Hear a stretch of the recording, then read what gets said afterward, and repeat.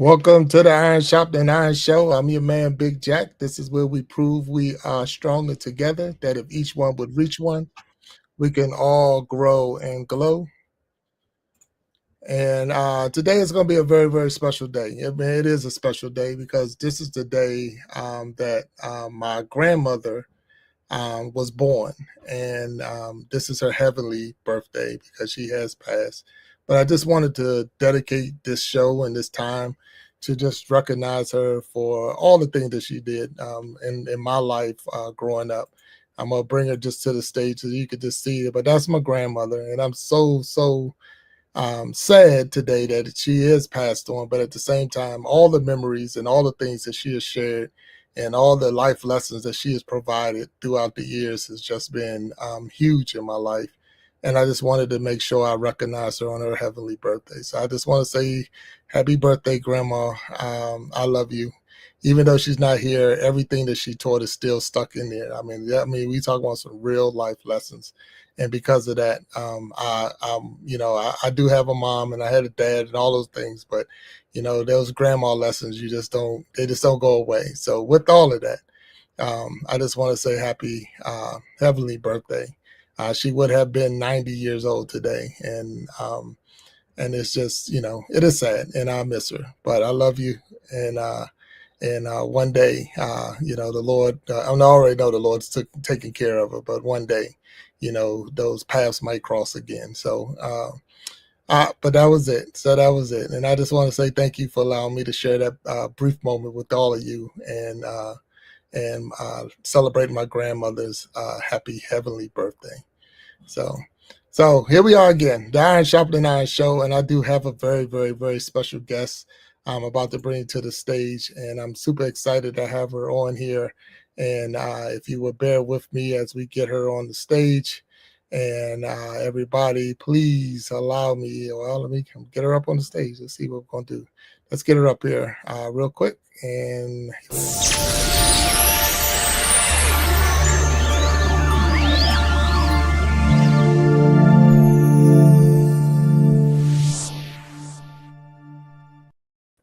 oh, here we are, Michelle Remington. How you doing today?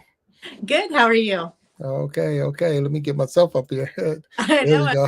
We're Yeah, checking. it's like you got the show to yourself already. There you go. No, it's good to see you. I got Michelle Remington with me, and she is my special guest on today's episode of the Iron Sharpening Iron Show. And Michelle, how are you doing? I am blessed. I am good. Huh? Thank you. Hey, that's always a good thing right there when you say you're blessed and that you're good.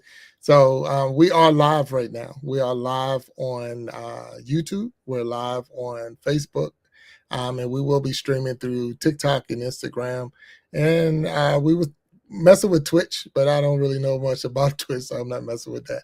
But and there are people already coming up in the chats to be with us today, and so they're already out there, and we just want to go real quick and acknowledge them, and then we're going to get into talking to you. So right now I do see that we got Edward Johnson down there. How you doing, Captain? Sharon Jackson. Now, Sharon Jackson is my mother, so that's my mom. So she Hi, supports the Mama. channel. Yeah. Bless to Crochet is there. Hello, Bless. Niecy Jackson, that's my aunt. So when I Hey, just did that tribute to my grandmother, there's her daughters, right? Two of her daughters right there. You got Joe Remington down there. Hey, Joe, how you doing? I'm sure you know who that person is. Mind Games is in the crowd. Hey, Mind Games, how you doing? Morgan is here, and hello, Morgan, how you doing? And as I go up the list, we say Mary and Princess Blog, and Leah, how you doing? So we're here. We're here on the Iron Sharpening Iron Show. I got you here, and I'm super, super excited about you being here.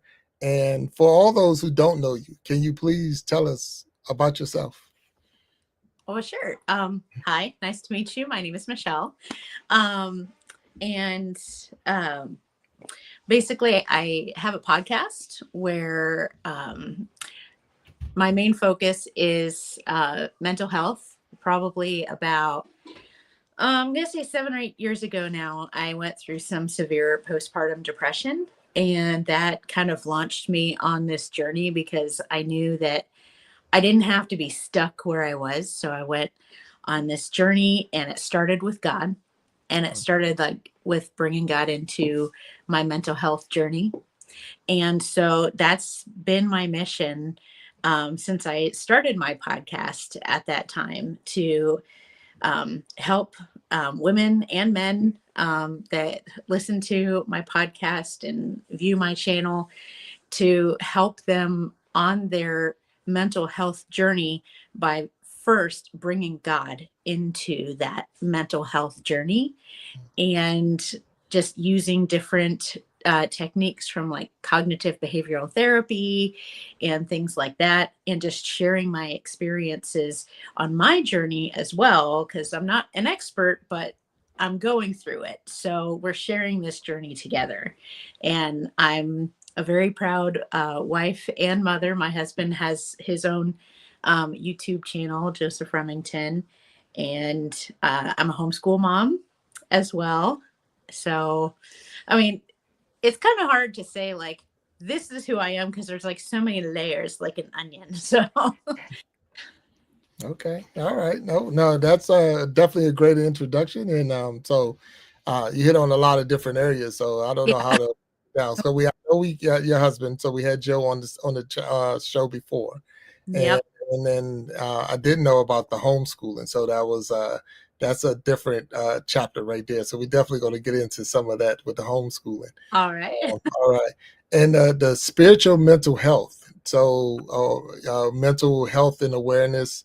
I guess what will be the first part to that? I mean, first we have to be God, so having God in your life. But then after that is how would we? I guess some of the times, a lot of times is I don't know that I needed help. I didn't know that I had a problem. So, how would you? I guess help me with that if I was talking to you or I am talking to you. How would I know? Well, quite honestly, I think we've all kind of been at that point where we're like, I don't even know I need help. I just know that life is hard. I know I'm struggling. And there's some point, or probably many points, to be honest, in your life where you're like, why do I have to struggle so much? And so for me, that led me to prayer. So, Mm, just in general, as I think Christians, we go to prayer and we kind of say the same things. And a lot of times it's like going through the motions. mm, But then you hear all of these testimonies and then you read the Bible with all of these testimonies of the amazing things that God did in these people's lives. And I guess for me, it just came to a point where I was like, you know what? These people in the Bible were flawed too, and they were struggling, and I'm struggling too. So why don't I just try to get a hold of God in in the situation that I'm going through right now, mm, and see if He can help me? mm, Because I think a lot of times people separate mental health with from like Christianity in general. And for me, if I'm going to start to work on myself, I don't understand all of me. I don't understand all of this completely. And even human, like even our science, neurology, and things like that, that we're just getting into, we're literally just tapping into like the tip of the iceberg. We've barely tapped the surface of what's going on in here.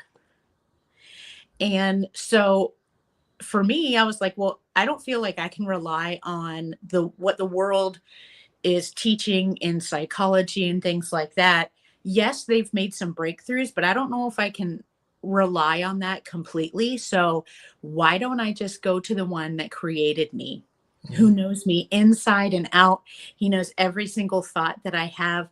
He knows, he sees the things that I don't even see, Right. the things that are like either trapped inside or tamped down, or things that I've just completely forgotten about. And so for me, in inviting God into that journey of my mental health and getting out of the mental dungeon that I was in, I really had to take it to God. And I think a lot of times that those that are believers when you go to prayer, you're like, okay, I have to say this is all I can really say to God. I can't really get into the nitty-gritty, dirty stuff. Mm. And so for me, I was like, if I'm gonna do this, I've got to give him the good, the bad, the ugly, the meh, the boring, the mundane, everything. Right. And so that's what I started doing. And um what I found is that God was very open to this experience. And when I started to just really open myself and surrender every single part of me to God, that is when I started to see significant change Change. in my mental health. Mm.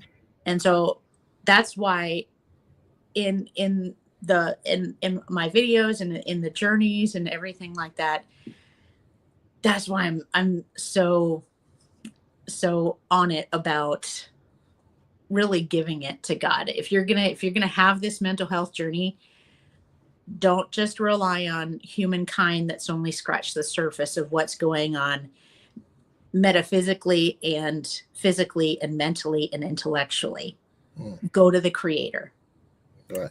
Yeah. No, I believe in. I'm following you right there. So it's a lot of it is the surrendering all. Once Yeah. you give it all up, because we try to hold on to so much, or like you made the comment of not wanting to tell God everything as if He Yeah. doesn't already know.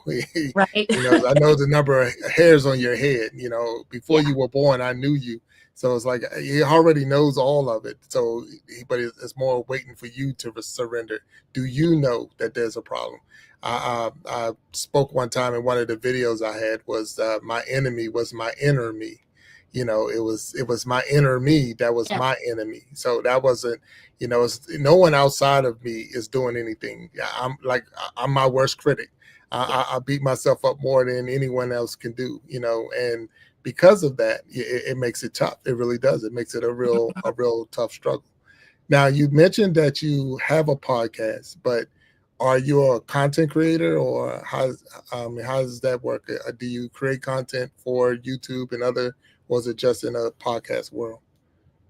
Well, I started out just in the podcast world, and then YouTube started making this big shift and they actually they basically, I don't remember if they contacted me or if I found it anyway, but basically, you can transfer, if you have a podcast, you can transfer it Mm. over to YouTube. And so that's what I did. So I still have the podcast. It's still available through like Apple and Google and Amazon and all of that stuff. But it's now also on YouTube. So I do like the podcast format of creating a show like that. And quite honestly, that's what I'm used to, having been in radio for 10 years. Um, but there's more, basically, I just wanted to reach more people, Mm. and I wanted to really create a community. And I've tried that before on Facebook, and it's difficult because of the algorithm. Mm. Whereas it's really more centralized on YouTube. So if you have your channel and people are subscribed to you, then they're getting your messages as well. And YouTube pushes that. And then I found in the podcast realm, it was easier to get my content out to those that were specifically searching for podcasts, because when you're searching for podcasts, it's its own search engine in itself. So you put your keywords in there of who you want to reach, what they're going through. Basically, you take your avatar of who you're trying to reach, your person that you're really talking to with your show, and you use that as your keywords. And there I've got like over 17,000 downloads on my podcast just by doing that. And I just basically, either one, whichever one works, but I do like the ability to be on YouTube and kind of like talk. It feels more one-on-one than than the podcast where it's you don't see anybody, you're just hearing somebody. So it's more like a phone conversation, if that makes sense. No, that makes complete sense. That's one of the big things I love about the YouTube experience and being able to go live and being next to someone that can see them and Yeah. have a conversation with them. Matter of fact, when I first came on here, that was my big goal to get 50 subscribers so I could go live. That was the whole thing, was going live. So that's what I wanted to do. Some will say because I just like to talk, but it's not about just talking. But I like to have a conversation. I like to get to know people. And Yeah. this is a good way to be able to get to know someone that you wouldn't be able to watching your video. You'll get some pieces of it, but that back and forth you just wouldn't get.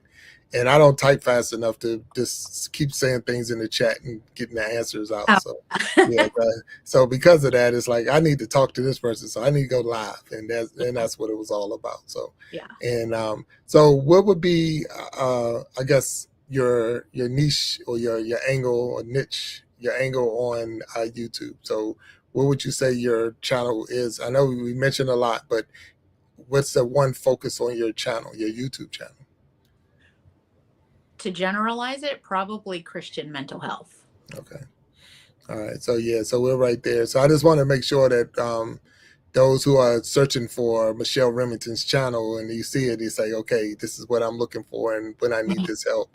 And that's what it is about. So we're going to take a quick break and we're going to recognize those who are down in the chat and some of the things that they're saying. And then we're going to come back and we're going to get a little bit deeper with Michelle Remington. And right now, I do see Joe Remington down there. We got Cindy's Lifestyle and More. Mind Games is here. I'll keep going up the list real quick. And I see Sharon Jackson's here. Denise Jackson is here. Frederick Jackson is here. Karen Jackson is here. And look, and those are all the siblings or all the kids of Sylvia and Frances Jackson, which was my grandmother. So they were here, and I appreciate them here to support the show today. Morgan is here still. We got Edward Johnson. Thank you, Captain, for being here. Blessed Crochet is here. And we'll keep going up the list and make sure we don't, hopefully don't miss anybody. Mary and Princess Blog is here. So this is the Iron Sharpening Iron show. We're going to take a quick break and we'll be right back. And while we do that, watch this commercial. Thank you.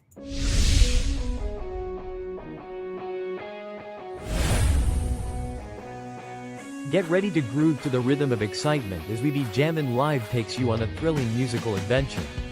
With a spin of the wheel, our talented musicians spin into action, bringing you an unforgettable experience of music, energy, and entertainment.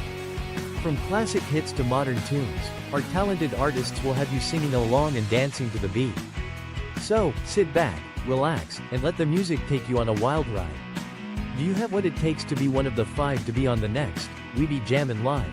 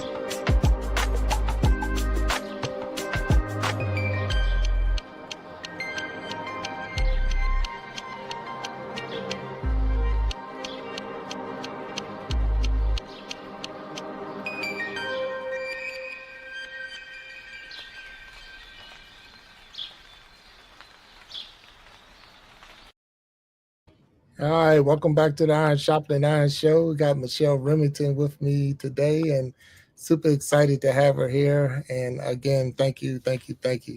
So we're talking. I'm trying to get better with that. The ums. There's an challenge out there now. So it's like, don't say it. So I'm working on it. We just want to make sure we know that the We Be Jamming Live is September, March the 29th. 9 p.m. Eastern Time. And if there's any musical artists out there who want to be a part of the We Be Jamming Live show, please send me that email and we'll get you scheduled to be on the show. So, but thank you. Thank you. Thank you. So now, Michelle, uh, homeschooling, how does that work and how is that going? And if you don't mind, so are you a actual did you have to go like certifications to be a teacher for your own kids? Or explain to me, how does that work? Well, some states do require that. They require you to have like a bachelor's degree or an associate's degree. In the state that we live in, Kentucky, they don't require that. But it's interesting because when I first started homeschooling my daughter, she was 4, and so we started like preschool and stuff like that. And at first I was like, I don't know if I don't think I can do this. But then I realized that there are tons of curriculums out there that are already created by certified educators. And so I don't have to worry about any of that. And I literally just have to pick the right curriculum and a lot of times they'll give you all of the notes and everything like that you need to teach it to your child. And then honestly, after a while, you really just get the hang of it. And one thing I really like about homeschooling is the freedom to allow to kind of go along the flow with my daughter, still teaching her, keeping regiments and stuff like that, but also just being able to go with her pace of learning. So maybe she goes a whole lot faster at math than she does at like reading or spelling or something like that.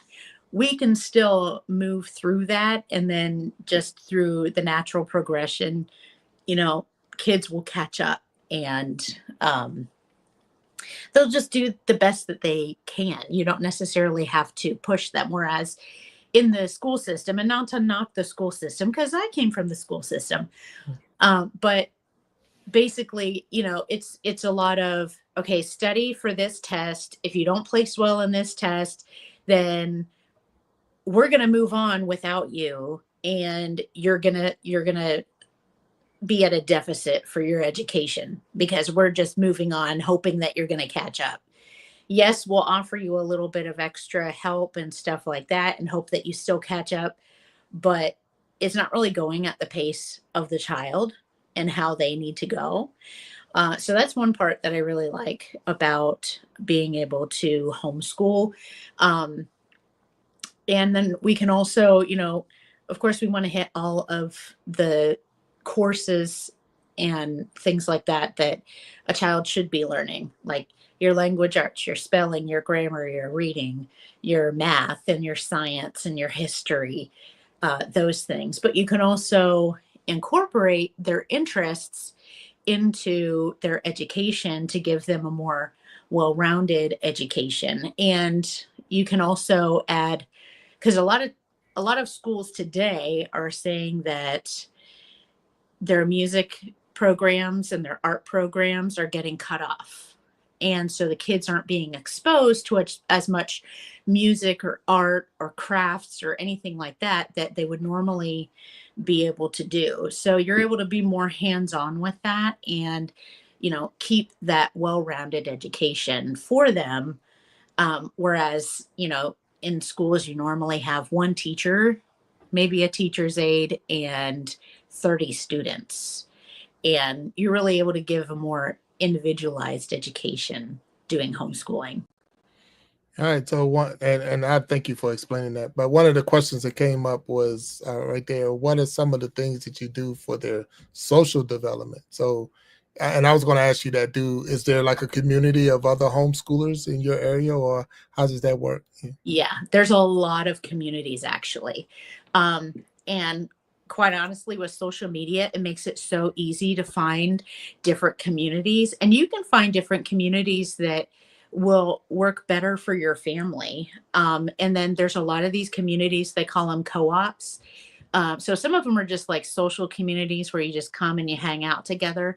But other communities are co-ops where you come like either once a week, or maybe it's like every day of the week and a different subject is taught by the different parents that have that particular expertise. Maybe you have a parent that has a degree in chemistry and they're going to teach science. Maybe you have a parent that is a nurse and they can teach science and they can teach health. So you just kind of it depends on what kind of co-op you want to have.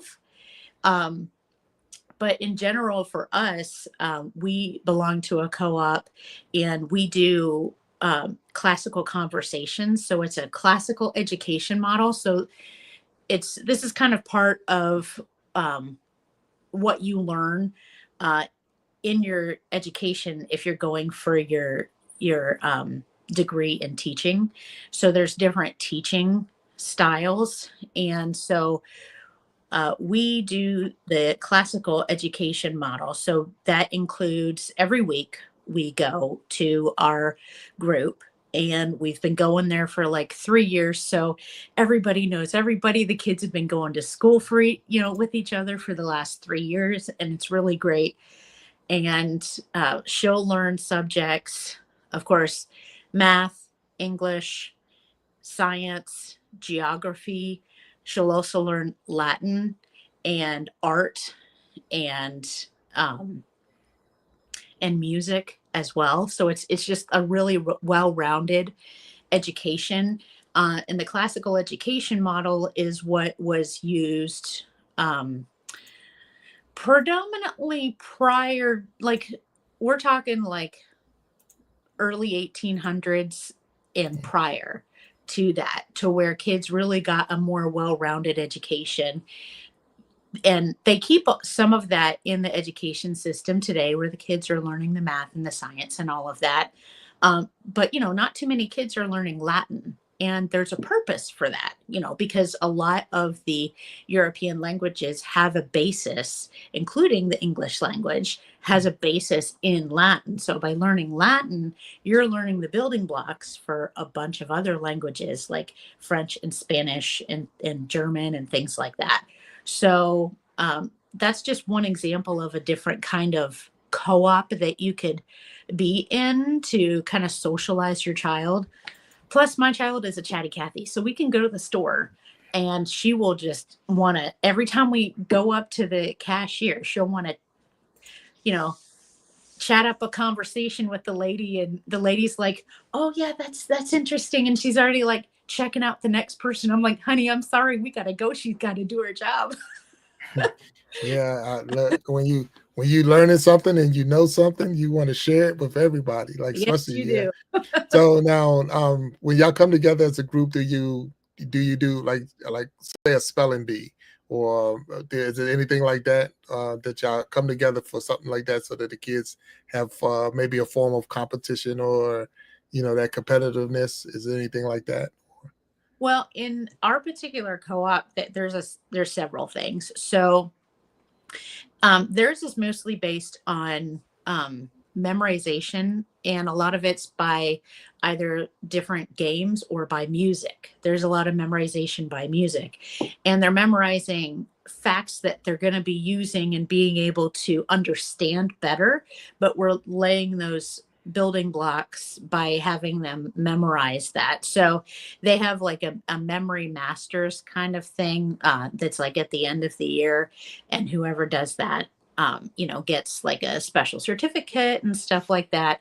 But then we also have our own basketball team, our own baseball team, and soccer team and stuff like that. And then our community in general, it's very homeschool friendly. So there's a lot of opportunities for the kids to go to um, different sporting events and things like that. And a lot of times the kids have, like the older kids especially, they have like mock trials when they learn about the law, and then they have where they do like presentations like every week in general. every child in the program will present something to their class every week. And so they have to get up, they have to say, hello, my name is, this week I'm talking about, and then they have to, tell about whatever they've brought. It's kind of like a show and tell kind of thing. They'll usually bring a toy or something that they love that week. And then at the end, the kids they'll say, okay, does anybody have any questions? So, I mean, there is the competitiveness, but it's not spelling bees, no, but there's other opportunities. Oh no, and I that's more not so much the spelling bee. I'm like she'd be if it was the only one person in the house and she's the only one, she's the winner. Yeah. All the time. She always wins the spelling bee because Yeah. but it's just trying to see that they're I know I have my one of my kids was virtual, so they did the virtual program. So it was Mhm. even though they had a virtual school from COVID on, but at the same time the homeschool is a whole different program. They're not the Yeah. this was more county. I mean, both of them are county led, I guess, as far as you get your curriculum, or they tell you, okay, this is what you have to have as Yeah. far as these things need to be met in order to fulfill the requirement to move to the next grade and move to the next level, from elementary to middle school to high school, and then move on. So that's why I was just more, I know there's a lot of different areas that need to be covered. And Yeah. because I looked into it at one time because of the fact that we wanted to make sure that we could make sure our kid get the best. Now, one thing I'm gonna ask you: do y'all teach cursive? Yes. Thank you. Yes, we teach cursive, and she's learning to read an analog clock. Okay. All right. Okay. Yeah. All right. Yeah. Because There's those are some of the things that's lost. They're being lost in just, I guess, traditional brick and mortar schools. Is some Yeah. of the things that just not being taught. Yeah. I mean, we got the new math, and I'm still trying to figure that one out. But it's good to know that there's some levels of some things that's still being taught Yeah. in the homeschooling. And I guess the field trips are wonderful. Have to be really cool Oh, yeah. field trips. Yeah. Oh, yeah. Yeah. Yeah. It's really cool because we can, as long as you plan for it in your homeschool year for your days, a lot of times we get to block out like a half a day or a whole day to maybe like go an hour down the road and go to like a zoo, or there's some amazing science museums. We've got like the Mammoth Cave. And then they have like a forest there and things like that. So there's so many opportunities to not only go on field trips, but when we go on field trips, we can actually go on field trips where we go to like people's jobs and have them explain what happens. Like, for instance, with Joe, he works at a rock quarry. And so we were able to go to the rock quarry, and it ended up being an amazing experience because we're teaching geology this year. And so the kids were able to see like hands-on, this geological work is actually going on right in our community. And they were able to see it and see the machines that are doing it, and see where they're digging out the rock and everything like that. So it allows a whole lot more experience, especially if there's like one parent to every like one kid, two kid, three kids, instead of like three teachers to 50 kids or 70 kids. Right. So it provides Yeah. opportunity. Yeah, that I can imagine that the benefits of having it like that. Yeah. So when you said rock quarry, I know that came to my mind right away was the Flintstones, right off the back. As soon as you said straight off the back, I'm sitting there, imagine them sitting on a dinosaur, waiting for that horn or that bird to go off, and then he's jumping off, hollering yabba dabba doo, running out of there. But I know it's more to it, and so we appreciate that now the kids have a better understanding of what goes on there, and that's a real job that somebody actually does that. And exactly. So that's cool. So let's recognize some of the people that's still out there and they're still here. Mind Games is there. Sharon Jackson is there. Joe Remington is in the house still. And thank you. I Cherish Church is here. Hello, I Cherish. How you doing? Bless Crochet is here. And Bless, I do see you behind the scenes, and we'll get you on there for the after show for sure. Joe Vale, thank you for being here and being with us today. Going up the list, it says Mr. Blessed to Crochet. Didn't see that name before, but how you doing? And welcome to the Iron Sharpening Iron Show. Peter Purr, thank you for being in here, and I think he's listening from the back. I think I saw he wanted to get something to eat. Dapper PH is in the house. Hello, Dapper, and thank you for being here on the Iron Sharpening Iron Show. Mind Games, I think we already said, but he's here, and thank you, Mind Games. As we keep going up the list, Sharon Jackson, I know we already said. Leah, and if I'm saying it wrong, I apologize, but Leah, I met you today on her live show, and wonderful show today.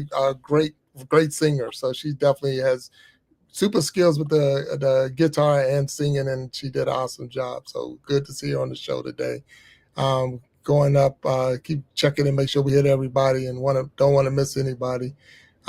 Casey Inspirational Tales is in the house. So hello, Casey, how you doing? Thanks for being here. Cindy Lifestyles and More, and Cindy made the comment, so I wanted to make sure we put that up there, and it was just an interesting topic on homeschooling. Have to get back to work. Appreciate your sharing with us. So that's one of the things that a lot of people are now starting to try to figure out, and I'm not sure why, but a lot of businesses are requiring people to go back to work.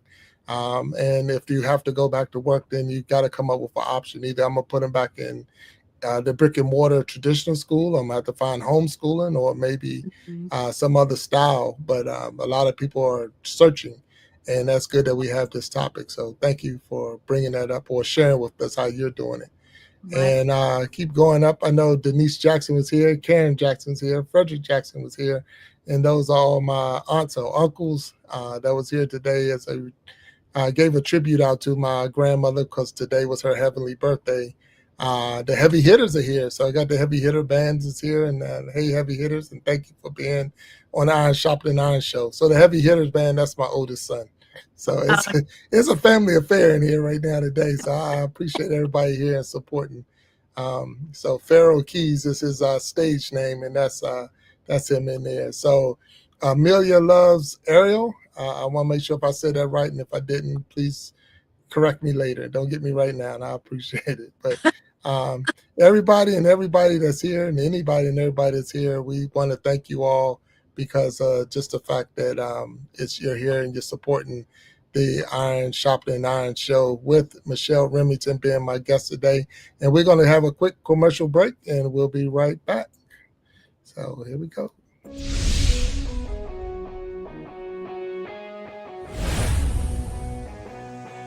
Get ready to groove to the rhythm of excitement as we be Jammin' Live takes you on a thrilling musical adventure.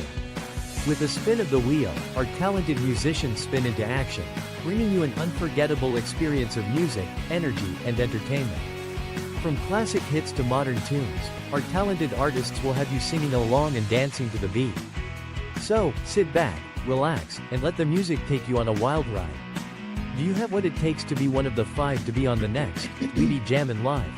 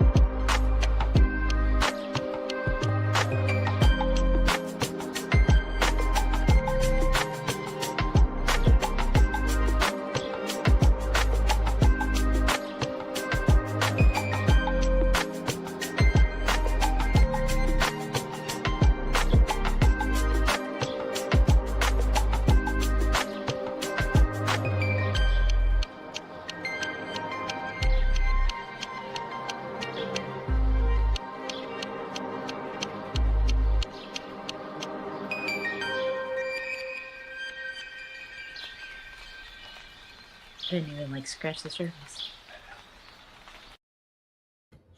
All right. Welcome back to the Iron Sharpening Iron Show. I'm your man, Big Jack, and I have my guest, Michelle Remington, with me today. And that right there is just a tribute to just some of the people. there's so many other people out there. If we tried to run that video, it'd be 3 or 4 hours long if we put everybody in there. So we try to change it out and build it up. But I do want to thank each and every person that comes in and help support the channels. And I do my best to go around and make sure I, as I call it, pay my support taxes to all the people that go live and go to their channels and reach in. I'm paying my support taxes. So I do a lot of live hopping. I bounce around trying to make sure that I respect everybody's channels, because I know it's a lot of work that we do to put on a show, to create the content, to just to be on live, entertainment in a sense. So because of that, I want to make sure that everyone is recognized, and I say, hey,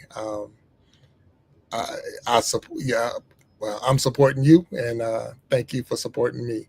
So someone said that the commercial wasn't showing. I don't. I'm hoping it was. So I'm not sure what's going on with that. So apologize there, Miss Sharon Jackson. We'll work on that in the near future.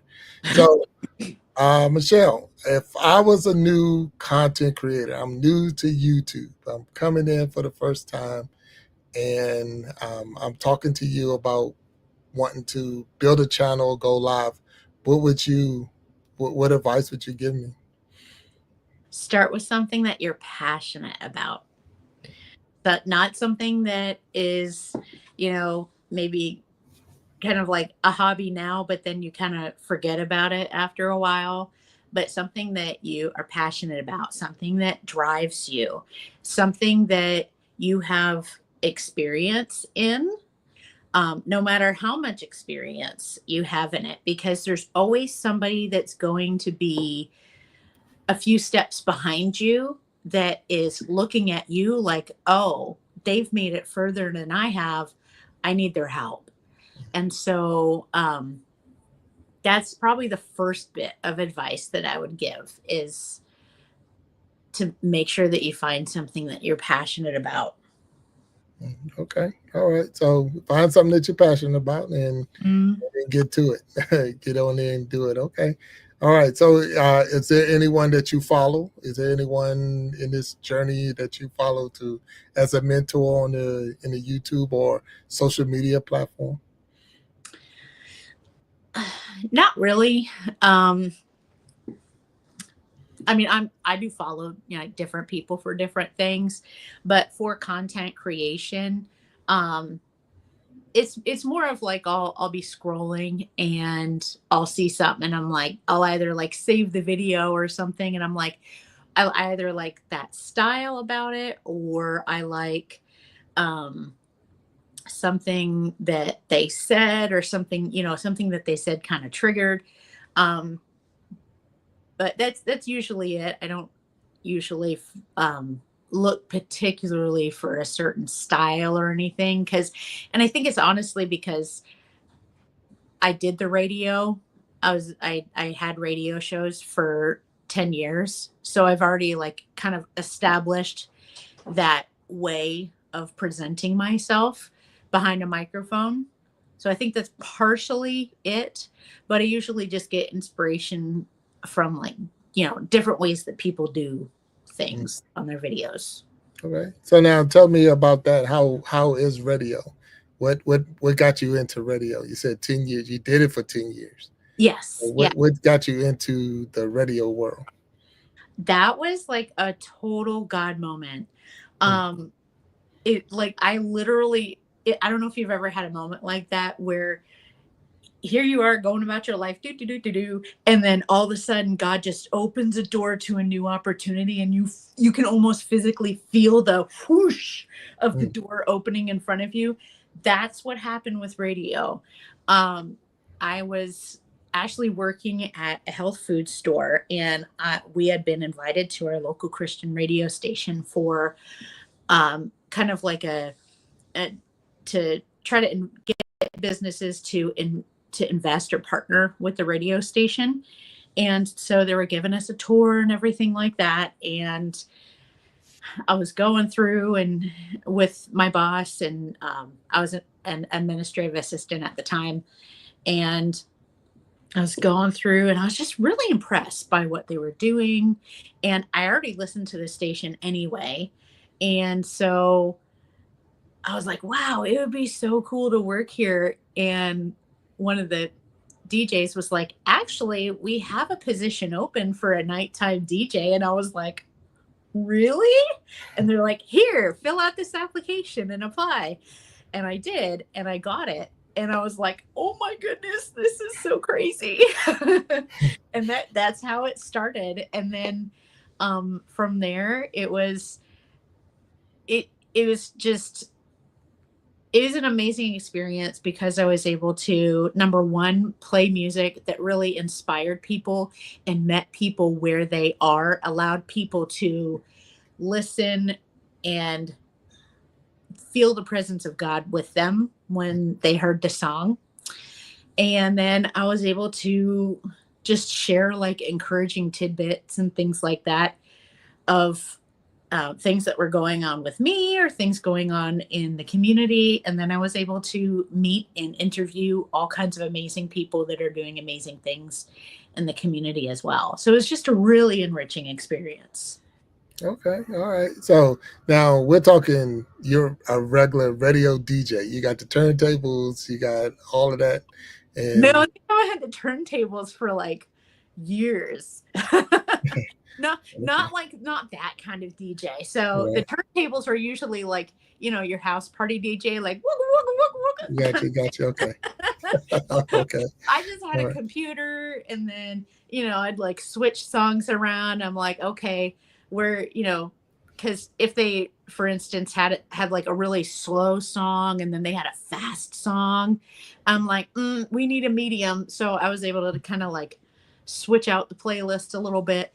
But other than that, no. I got you. Things Okay, Although I have seen videos of how it was hectic as a DJ when they had to switch out the discs or the CDs of what got you. they were playing. Oh wow. So Okay.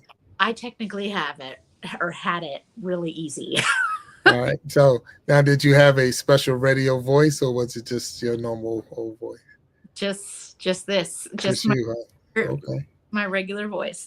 No, nothing wrong with that. No, no, that's good. Then, and I'm sure there was probably, and I'm just curious now, like a fan base of people who just like they would, they know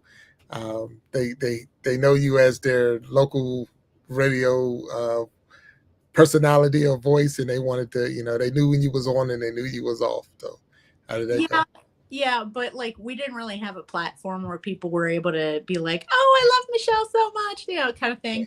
So I never even really got any of that. I just knew that there were people that always tuned into the radio at that time. And so I didn't really like meet anybody like that, but that was also it it was interesting because it allowed me to stay more anonymous and just be like the voice behind the microphone so I could still go about the community, not like the morning show host or anything like that that was like, they go to the grocery store and get stopped 10 times because, people heard something on the radio that they were talking about and said, "Oh, I love you so much," kind of thing. I was able to be more, anonymous and not have to experience any of that, but that also made it challenging, um, especially with putting myself out on YouTube because I'm like, oh, people are gonna see me. Like, oh no, people are gonna know who I Oh wow, that's great. That's good. Now, ask you how long ago was this when did you did this? am. I When did think you stop? I stopped in 2019. Okay. So I actually, they were really awesome after I had my daughter. They let me bring her to work with me, and I was able to kind of like multitask, do my work while I'm feeding her a bottle, kind of thing. And, but after a while, when she started like walking around and being able to get into things, that's when I had to be like, okay, time for me to go home. And that was right before COVID. So Mm, it just kind of worked out right. better that way for us. So it was like October 2019 when I stopped doing radio. Gotcha. All right. And I'm looking in the chat where it says, Joe says that some of the commercials are still playing, or they still play some of the commercials, or maybe Yeah. some of her commercials still play. Because look, when he Yeah. first said it, I thought he was telling me that the commercial I played is still going. I'm like, wait a Oh. minute, what happened? But no, Right. but no. So some of your commercials are still playing there. That's pretty cool. Now, did Yeah. you keep both jobs, or?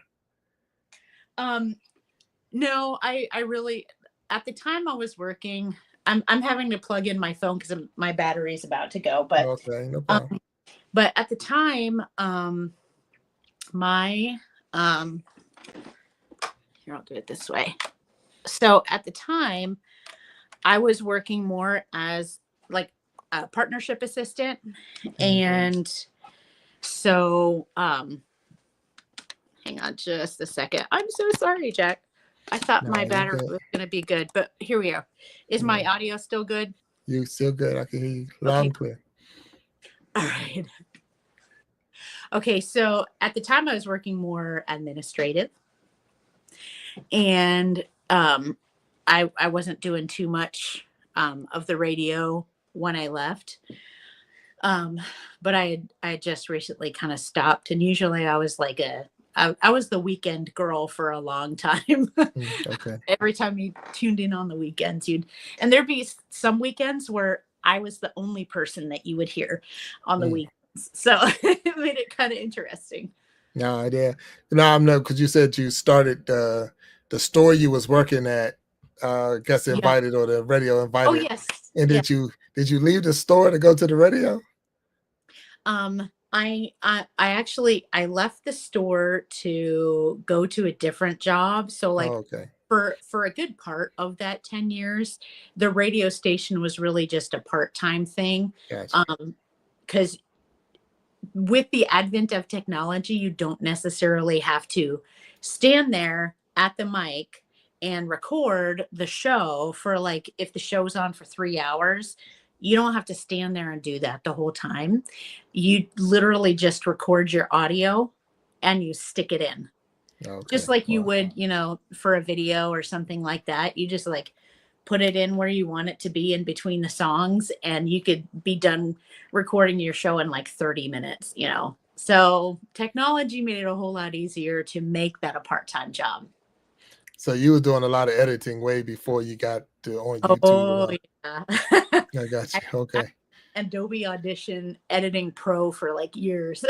Right. Well, that's good. That's really cool. That's a interesting background. Or a lot of people can't say that they've been there. That's one of those the game they play, two truths and a lie. Like, hey, I was a radio DJ. Like, no, I would never believe that one. But there you Right. go. So no, that's pretty cool. So I'm glad to hear that. So let's go ahead and check out. Make sure we go up the list and see who's here.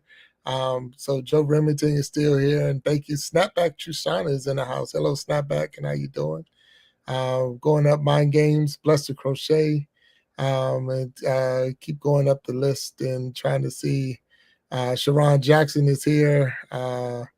Leah's still here. And I hope I'm not saying that wrong, but if I am, please forgive me. And I'm still going up the list as we're trying to make sure we acknowledge everyone. I Cherish Church, Jovel, thank you. And we going up, Mr. Blessed to Crochet, hello.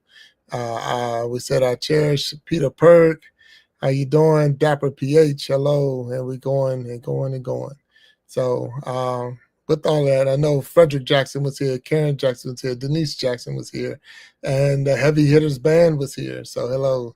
Leah is here. Casey Inspirational Tales is here. Blessed to Crochet is here. Cindy Lifestyles and More is here. So all of them and everyone. And I've been doing my best to give everybody their blue jacket. So if you don't have your blue jackets, or some people say the blue wrench, please, if I don't get you now, I'll get you when the show's over. Normally I'll try to go back and see all the people that was here. So Amelia Loves Ariel is here, and we thank you for being here on the Iron Sharpening Iron Show. I got Michelle Remington here, and she has been breaking it down, her life and her show, her radio world. We talked about what we say, health and mental wellness, and some of the things that you deal with. We talk about homeschooling. We definitely talked about being on the radio. Yeah. And now I know for sure because I've had him on the show, Joe Remington. So now you said you was a wife and your wife to Joe Remington. So not to put you on the spot, but what is that like? Pray for me. No, I'm just joking. No, it's really good. So Joe and I were friends before we got married. So I Okay. literally married my best friend. Mhm. And so, marriage has been an interesting journey for me because my parents got divorced when I was 12. So that kind of fractured, my view of marriage. And so for us, that's something that we had to work through, especially when we got to the point when we got past the number of years that my parents were married before they got divorced. And so it's been a learning experience and just being able to grow with each other, but not necessarily growing in the same direction, but honoring that commitment that we made to each other on our wedding day, and just allowing each person to grow loving who they are, but also making that commitment to understand each other and keep studying each other. No, that's the very good points, and definitely some good life lessons with how to make a marriage work. So sometimes that's where a lot of us make our mistakes, and not allowing what happened in someone else's relationship to dictate what happens in your relationship. It Yeah. gives you lessons. It gives you some experiences without going through it. It's like, hey, I seen this, so let me make sure that that doesn't happen on my end. So, how long y'all been married? We are going on 19 years next month. Oh, congratulations. Congratulations on that. So 19 years. That's Yeah. wow. Yeah, yeah, that is pretty that's amazing. That is amazing. So congratulations on that. Thank Yeah. you. So we're getting ready to end the Iron Sharpening Iron show, and we're gonna move over to the after show. Are you gonna be able to hang with us for the after show? Yes, sir. Oh, well, okay. I'm good with that. So we got some other guests that's going to be coming on the stage with us, and if you have the link and you can go ahead and use that link, I sent them already the link so they can come behind the scenes, and we'll get them back on, and we're going to get into a little deeper conversation with Michelle Remington as we go on into the Iron Sharpening Iron after show. And before we move on up there, we're going to make sure we acknowledge everybody's here. I'm going to hit that commercial one more time or in intro, and then we're going to move up because we just had a couple of. So Jackie Seven Sims is in the house. Snapback Shoshana. Joe Remington is here. As we keep going up the list real quick, Sharon Jackson, Karen Jackson, Denise Jackson, Frederick Jackson, and the Heavy Hitters Band, all one family right there. And that's my family. So thank you for being here. We got Mind Games is here, and we thank Mind Games for being here today. Dapper PH is here. Thank you. Blessed Crochet is here. Mr. Blessed to Crochet is here. So hello and thank you for being our Cherish Church. Thank you for being here. Peter Berg, thank you for being in the house with us today. And as we keep going up the list and trying to see the different people, Joe Bell, thank you for being here. And we're still going. And if I miss anybody, please forgive me. It's not purposeful. It's just sometimes, and I'm not even going to use the I'm colorblind thing. So once I give them the blue jacket, it makes them hard to see, and that's the hardest part. So Lee is here. So thank you, Lee, for being here with us. And I know you just had a long show, and you're able to come over, so I appreciate it. KC Inspirational Tales. KC, if you can use that link, you're more than welcome. Come on. And we keep going up. Cindy Lifestyles and More. Hello, and thank you for being here on the Iron Sharpening Iron show.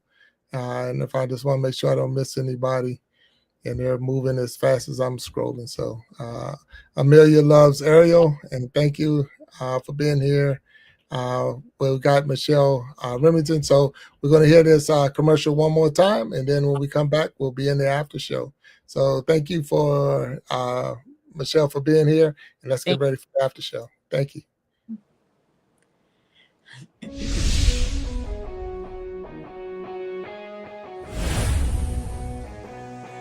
Get ready to groove to the rhythm of excitement as we be Jammin' Live takes you on a thrilling musical adventure. With a spin of the wheel, our talented musicians spin into action, bringing you an unforgettable experience of music, energy, and entertainment. From classic hits to modern tunes, our talented artists will have you singing along and dancing to the beat. So, sit back, relax, and let the music take you on a wild ride. Do you have what it takes to be one of the 5 to be on the next We Be Jammin' Live?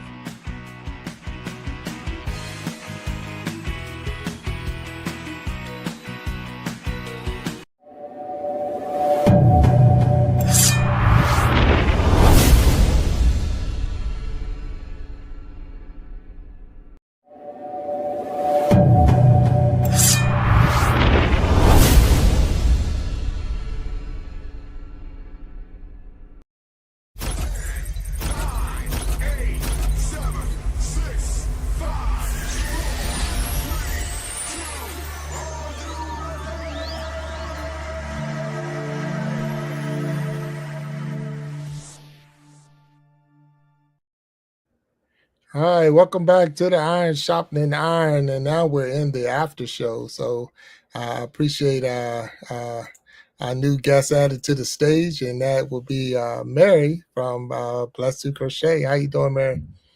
Good. So I'm glad that you're here. We had Michelle Remington, and I know you were behind the scenes, and you got to hear what she had to say. And so this is a little different. What we're going to do is just a little bit different. What I'm going to do, and I'm doing my best not to say I'm working on that. So if I say it again, get on me, please get on me. So we got the wheel, and the wheel has different topics on it. And with the wheel, we're going to spin the wheel. With the topic come up, we're going to have a discussion on what's on the wheel. Y'all all good with that? I promise you, it won't throw you. And it won't hurt you. I'll promise you that. So let me give me 1 second. I'm gonna have to take care of something real quick, and apologize real quick. And all right, and that's for Casey Inspirational Tales, and there she go. So we got Casey Inspirational Tales going to be coming up on the stage, so I'll wait for her to come. But there's the wheel. So the wheel is so simple. It's real easy. It's not going to be hard. There's some topics on the wheel, so we got to make sure that we see it. So whatever it stands, we're not going to hit them all. I know we're not going to hit them all, but we're going to get whatever we can get to, and we're going to have some fun. So I don't want to rush into it. But Mary, while you were behind stage, is there anything that was said that you wanted to, I guess, talk to Michelle about before we spin the wheel? Well, I think that one thing that stuck out to me when she talked about the fact that, she did this to show people, what she was kind of going through and her struggles. And on last Sunday, my aunt went to be with Jesus. And I've taken my whole audience from the diagnosis of her cancer through to having them help bring her up here for one last hug, her journey while she was here for her trip, through the entire time as she went into hospice. And now I'm bringing them through the stages of what we're going through as a family, grieving for her, the loss of my aunt. I mean, as she was talking, taking people through that journey with you. We're not professionals, but we're still taking them through because there's other people going through the same thing we're going through. And that stuck out to me a lot when she was talking about that.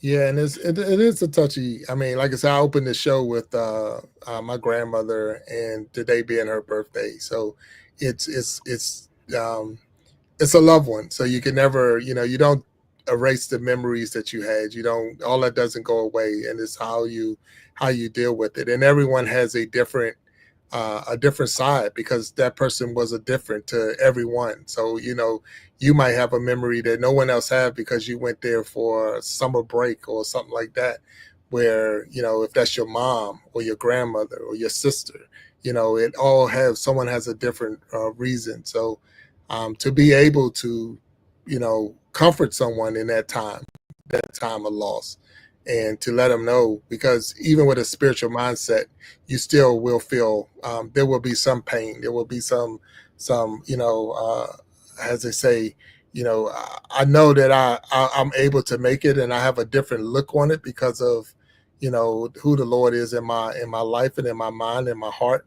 But at the same time, it doesn't erase the pain. It doesn't erase the memory. So, I no, think I thank you. Go ahead. I'm sorry. No, go ahead. No, go ahead. I think also, and I was thinking about this today, is I think when we share our journey, number one, it's healing for us. Number two, when we share our journey, like when we're going through that journey, it feels like we're carrying the weight of that journey alone. But when we share that journey, when we're of the whatever the pain is or the struggle is that we're going through, I think it also helps to distribute that weight. You realize that you're not alone. And because you're not alone in that journey, then you don't have to carry the weight of it yourself. So it does take some courage and some bravery to be able to share that journey. But in sharing that journey, you're helping someone else's healing process. No, very good points. And hello, Casey, Inspirational Tales. How you doing down there, Casey? I got you unmuted. Now go ahead. You're muted. You muted yourself. So you got to unmute yourself.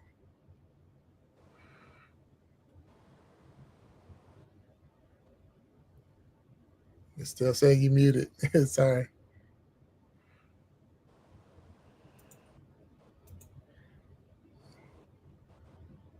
Okay. I'm gonna ask you, Casey, go out and come back in, or go ahead and try to talk. Maybe they did it. No, can't hear you still. Yeah, technical difficulty. So go out and try to come back in real quick and see if that helped. I'm sorry. Okay. All right. So yeah. So you're absolutely. I would say you're correct on that because of the fact that, and a lot of times it's because a lot of family members look at you as the spiritual one. They look at you as the one who should have an answer. You have in prayer. You have the, I don't know if you go to family functions when you're the one who they ask to do the prayer, or the other one who they ask. So, and you feel pain too, but you just know that you have a job to do. You have a mission to do. You have not so much that you got to carry the weight of everyone, but at the same time, it's like you are stronger than some of the other ones. So you have to be stronger in this moment as well. And you deal with the pain. You deal with the hurt and all of those things. I can still remember when my grandmother passed. I can still remember to this day. I remember the fact that I didn't cry until she was placed in the hearse. And that's when the first tears came. I preached my grandmother's funeral.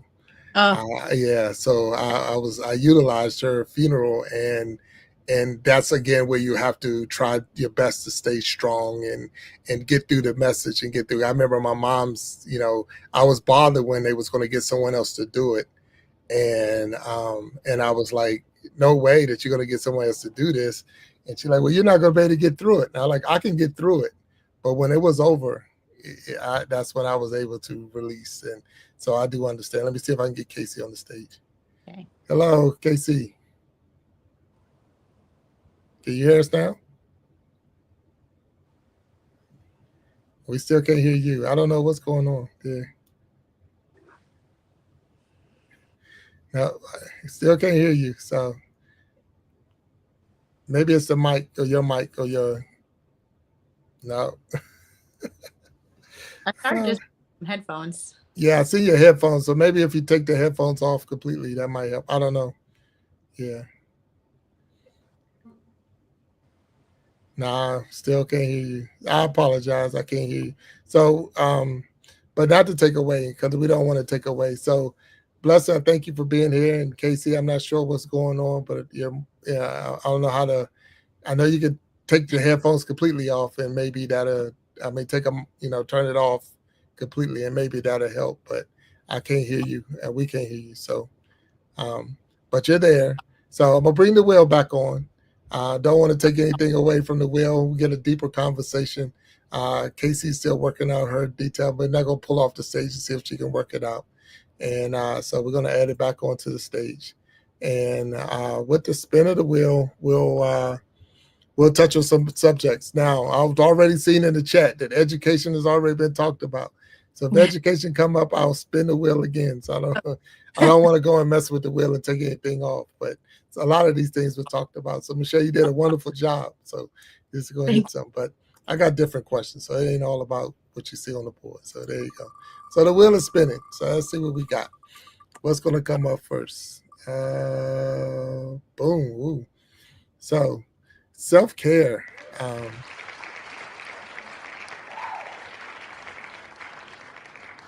So this right here was a question that was brought up in where the self-care question was more about surrounding your balance. Is this something that you're going to do regardless, that I have to do every morning, every day, regardless what else is going on in my life to keep things in order? So is there anything that you have that I just have to do? And I understand prayer, but you can't use prayer because I know that's on the list. That's on the list. We can't use prayer. But is there anything else that's a ritual or something that you do to get you through the day that it's just, I have to get that. That's something I have to do to keep things in order. I have to, for myself, I have to have in the morning, I have to start with some silence because for myself, like, I don't know about you guys, but sometimes I wake up and my brain is already going. It's been going and it's dragging me behind.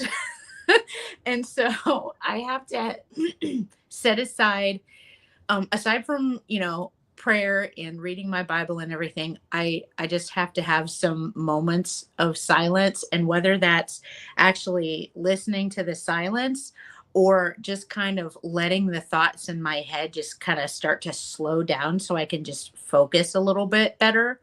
And I usually like to have my silence with my coffee. So okay. No, I'm good with that. What about you, Mary? I'm a fibromyalgia warrior and survivor. I guess I could say that. And patient.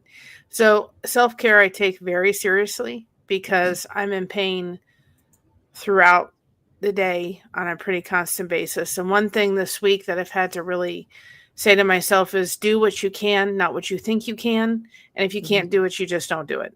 Because I've been grieving this week and I'm going to continue doing that. So my threshold and my pain level has been way, way up. But I use crochet a lot to get my mind to stop. I don't have any little kids to worry about. My one's grown and married and so forth. I don't have grandkids yet. But when the pain levels heighten or if it's not, if I don't find some time to just sit and crochet, then I find that I just sit there going, there's something missing from my day. And so I really make sure that that's somehow in my day, even though on our channel, we don't show people how to crochet. We show how people to crochet through using connection as their tool of choice. But I have to crochet and I have to have that coffee. The brain just doesn't work. right. So, no, but no. So I could see that. I could see that crocheting being one and that quiet time. So I have a longer commute to get to work. So that commute time for me, and it's not a lot of traffic, but it is a lot of alone time. And that alone time, you do get that time to think. And you're right, your mind is spinning 1,000 miles an hour. You got so many different things that's popping in, and when you're dealing with different things, you always, you find yourself needing that alone time. You need to, that time to say, hey, this is my time just to meditate, or you got to stay focused because you can't, if I meditate on the road, I'll be off the road soon. But at the same time, Don't do that. Yeah, don't close your eyes and say I'm gonna meditate that way. You say, but you do on your travels to work. And I see Joe Remington saying that he does the same thing. You just in the car. It's just you in the car, and you're still paying attention to what's going on. But I'll find myself sometimes taking the back road instead of just staying on the highway, just so I can get it quieter. It's just a little bit more. It's quieter, and you can just get there. And once you get to work, it's like okay. And then I learned through that that's my time to separate home from work. And then when it's time to go back home, I leave work at work and I come home. So I don't, that was one of the things I'm able to do because of that. And so that's part of my, balance, to try to balance it all out, and you're right, Mary, when you add anything else to that, if you got anything else going on, like you say, you're in grieving, and it's okay. See, this is where a lot of people make a huge mistake, where they think it's wrong to grieve or it's wrong to mourn. It's okay to mourn. It's okay to grieve. You did lose someone, and regardless of what the situation was, and whether they were old, or it doesn't matter who they were, and how, you still are going to go through, and it doesn't just end. It doesn't end. It's like, what's the cutoff on it? A month, a year, 2 years, 10 years? It doesn't end like that. It doesn't work like that. And because of that, it's okay. And we should give each other that space to say, hey, and I didn't know, Mary, this is what you were going through when I asked and had I known, I might not have asked, but I appreciate you coming on here, because you came on even though, and that's even saying how strong you are, and you're more than welcome to share, how you're feeling about that. That's what the after show is all about anyway, a deeper conversation into Well, some things. I kept saying it the first couple of days. I was like, this is a dream. It didn't really happen. 'Cause she's in a different state. It didn't happen. This didn't happen. We knew the phone call was coming. And now it's changed to, this is my new norm. Half my life so far, she's been in it. And now Patty's not calling. She's not there. She's not there to bug me. And so it's a new norm. And I said to my husband, I don't like this new norm. And I won't like it for a while. But, one thing that I have to say is, we were at a women's conference this week, and I had a 4-hour nap. So I'm feel much more rested. But we were at a women's conference at our several churches get together, 600 women at this conference. And we went with my daughter and my mother, and we went. And at one point, the first night, they literally turned all the lights off in the church. And they had these little, we've all seen them, at Dollar Tree or something, these little lights that go around. And you saw the whole auditorium just full of all these lights. And the women said, sometimes, especially women, we feel like we're by ourselves. We feel like we have the weight of the world on our shoulders. We don't have to. Do you see how many lights are around? And we all raised our candles to see all of the support that we have, throughout. I'm going to figure out how to put it over there so that when I'm live streaming, there's a light to say, guys, you're not alone, no matter who you are. So what we're here for is that connection and that support, so that nobody feels like they're by themselves. That's why we started our channel. It was all about the connection. Wow. That's inspiring, and it's a good message to go around, that you're not by yourself. And I'm not, look, trust me right now, I want to get this out there. There's no way in the world I can say I know how you feel as a woman.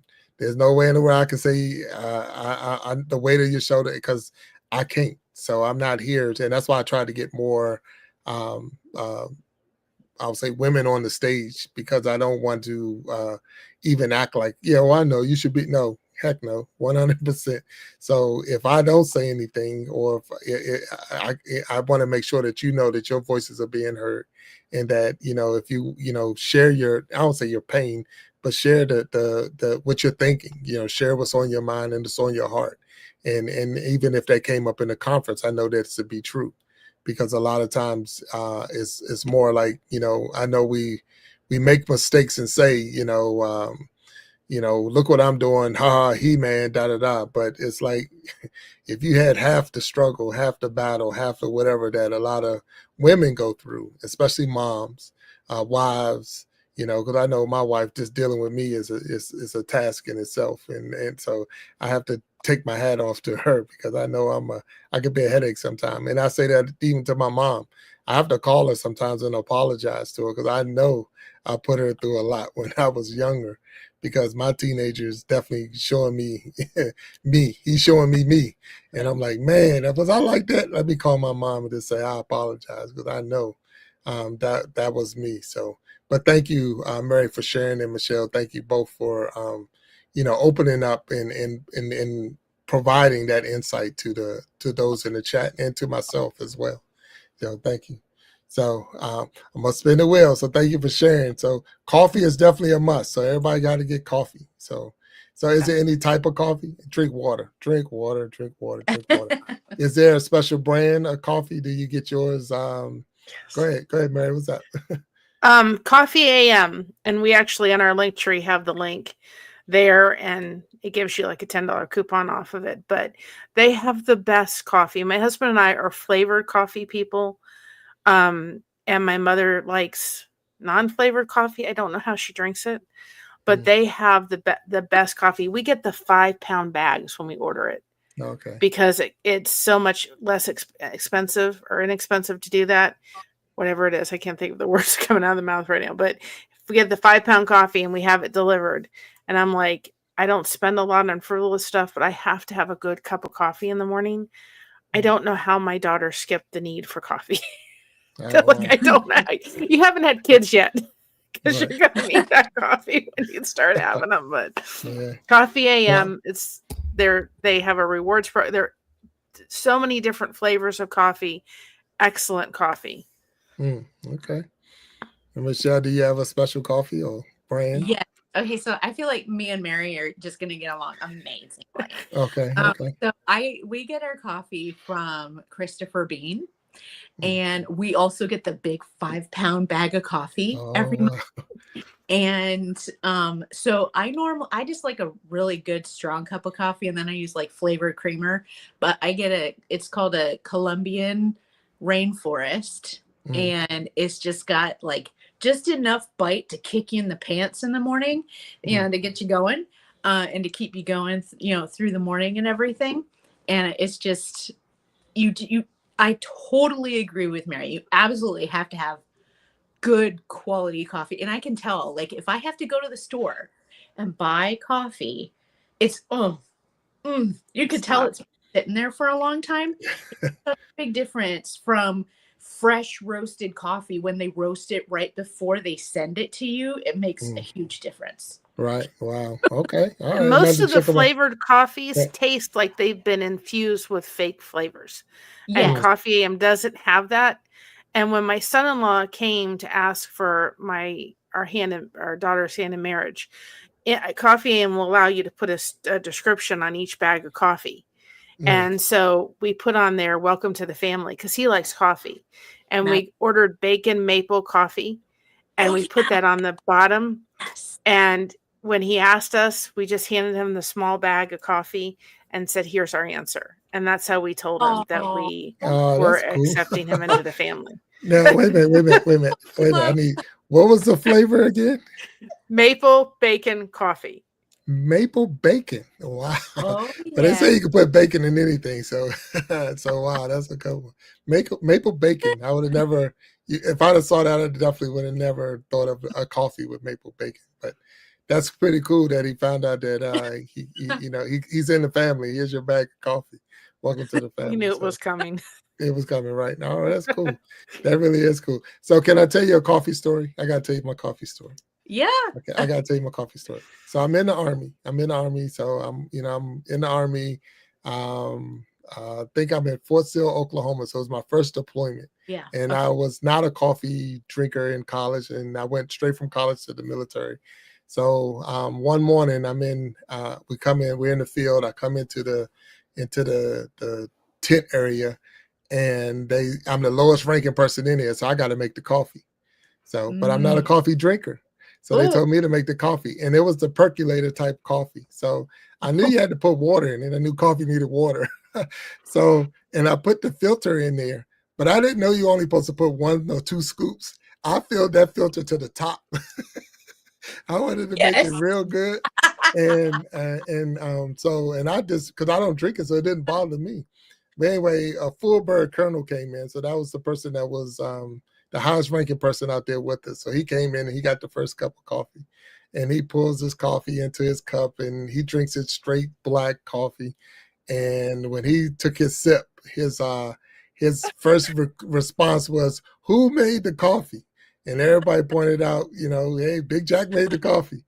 He said, "Look, Jack, this is an order. don't ever make coffee again. And so in my military career after that, I never had to make coffee again because I had an order from a full bird colonel not to make coffee again. So I never had to make it again, but that was it. But I didn't know that you didn't fill the filter to the top. I was like, what's the use of this big old filter if you're only going to put 2 scoops in it? But now I know. But that's my coffee story. So but there you go. I'm Anyway, sure it let me kept you see. awake. I'm They sure didn't they keep had me to. because I didn't drink it, so it didn't matter. But yeah, they started over.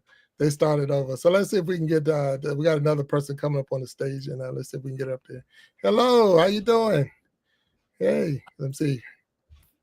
Let's see. We got more. Hi, Hey, vibing with Oh, yeah, VC. How you doing? Hey, I'm well, thanks. I okay. finally Now, made it. how you made it? We thank you for being here.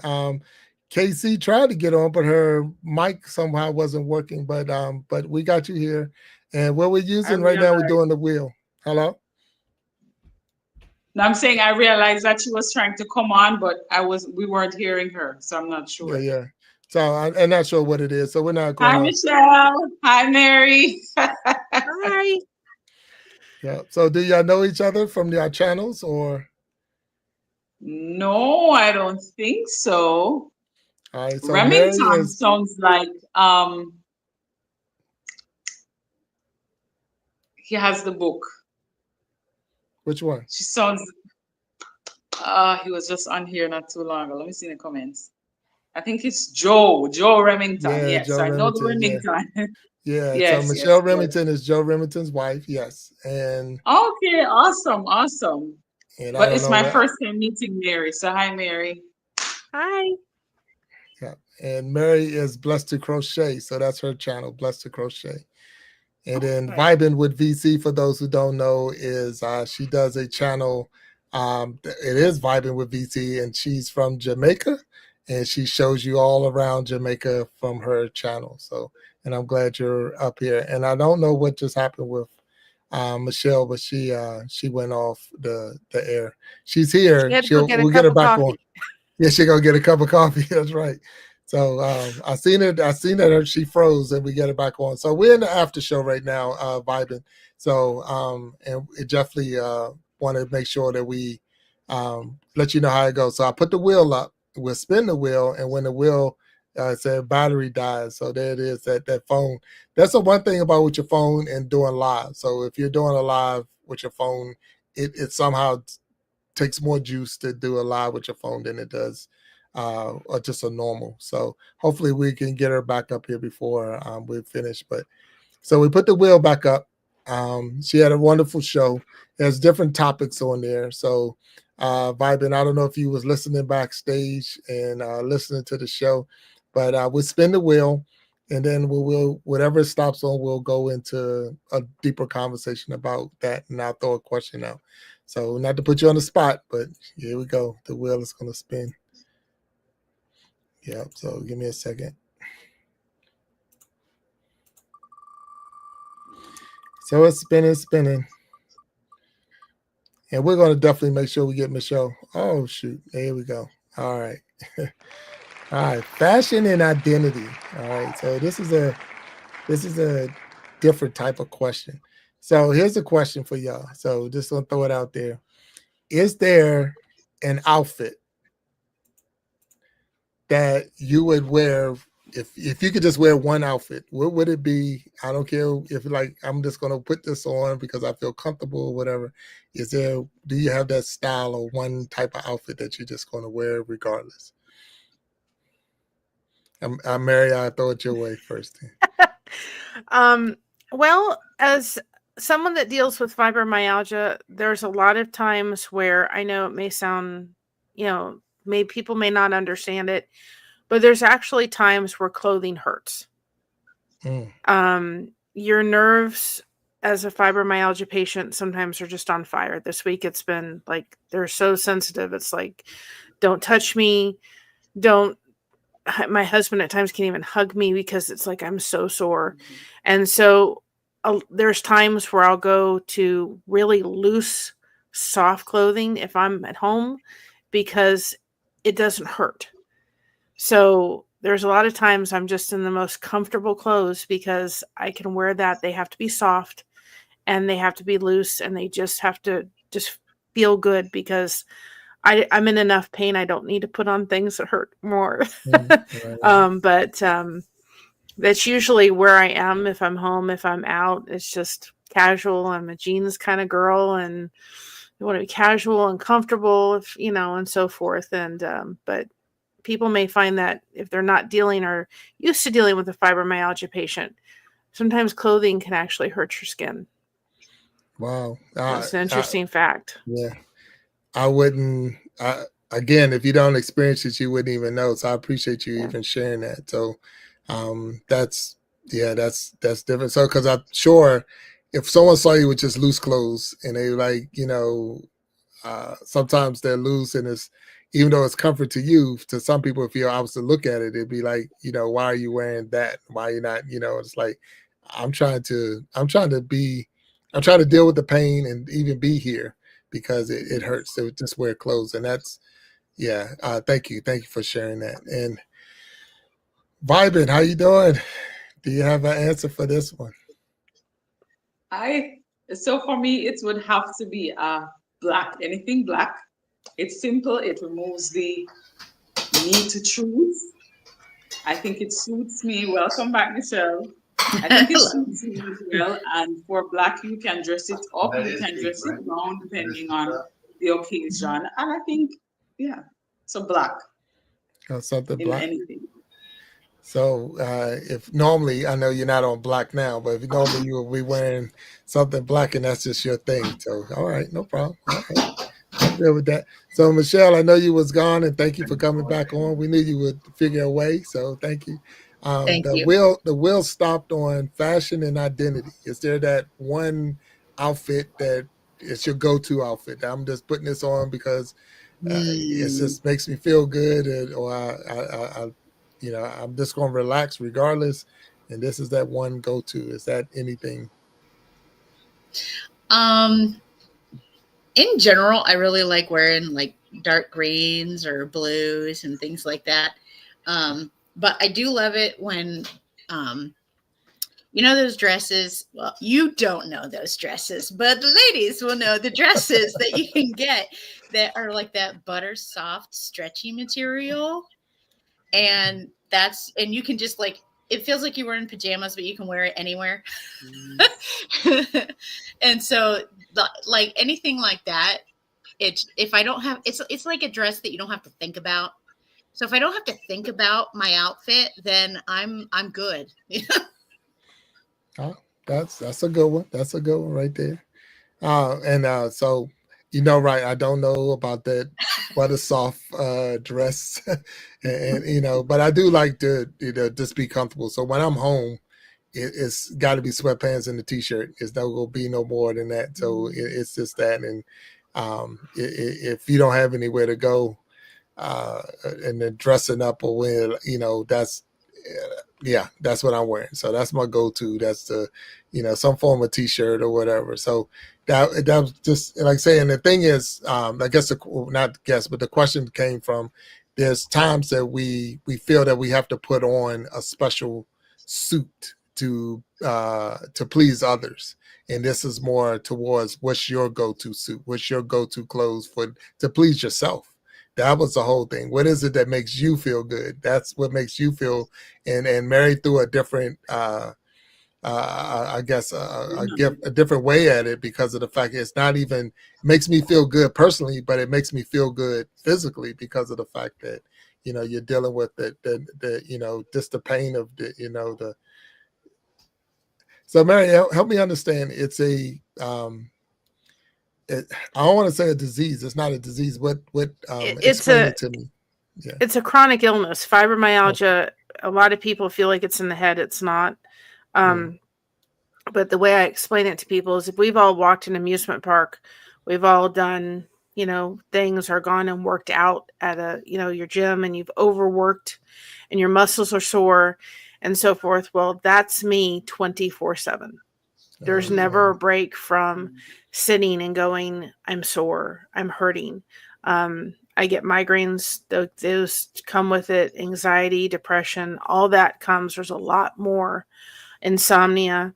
when stress happens, your body is just much more in pain than what it normally is. So you just kind of get through, but that's the best way I can describe it. Is we've all done the as parents, I'm sure Michelle has done it and so forth, where you're just walking through and going, I'm so sore, I take 2 Tylenol at the end, but that's my Yeah. day every day. There's no break from just a level of, soreness, stiffness, pain, Mhm. what have you. It's just there constantly, Yeah, which is and exhausting. yeah, and without the chronic illness there, I know I deal with a lot of pain. I think I mentioned before on my show where I broke 2 vertebrae and they had to do a lot of surgery, and Mhm. now all kinds of stuff is, as I got older, it's like constant. But I get my blood work done, and when you're getting your blood work done, there's one of the things they're checking for, and the number comes back and it's super high. It's off the chart, way off the chart. So they Mm. like, if this number is that high, that means you're having a heart attack right now. And I'm talking to them, so I was like, we're not having a heart attack. And Oh they say, wow. oh, you must be in a lot of pain. And I said, Doc, I'm always in pain. So that's one of Mm. those things where, not to the level that you are. Like you say, I can wear clothes and not feel, but I understand, and I do. But the pain, and they're like, well, how do you deal with it? You try to learn your best to deal with it, but it gets frustrating because we could be doing normal stuff, and like I say, walking through a music park or walking, and it's like I'll take 100 steps and I gotta stop. And it's almost like I'm stretching myself out or whatever because the 101 step is going to buckle me. And that's where it's Mm. like, so, well, just lose weight and this and that. Yeah, you can say all of those things, but the pain is there. It's not in my head. And it's, like they say, you just, nothing you can do about it other than taking you can take some medicine for it and it will help. But at the same time, it is something that you learn to deal with. And Mary, not to say I know what you're going through, but I do understand to some point of some of the things that you're going through in that sense. My hat's off to you because I know how hard it is. And my biggest thing is I didn't want to get hooked on the medicine. And so what they were trying to give me to take away the pain would have made the situation worse because I would have been relying on the pill just to, get through the day, which sometimes you have to. But then I found myself when it first happened, I was taking medicine even when I didn't need it. It was like, Mm. I couldn't go roller skating without taking a pill. I couldn't go bowling without taking a pill. I couldn't go, do things without because I knew the pain that was going to come. So to avoid it, I would just start taking medicine. So I became more dependent on the medicine than I did on my situation. So that's my story. Yeah. So thank you. All right. So the wheel's coming back up, and we're going to see what the next one. So that was I won't say an easy one, but that was different. So let's see. All right.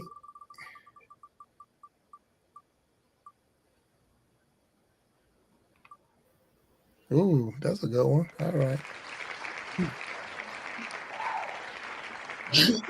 Passions and hobbies. Passions and hobbies.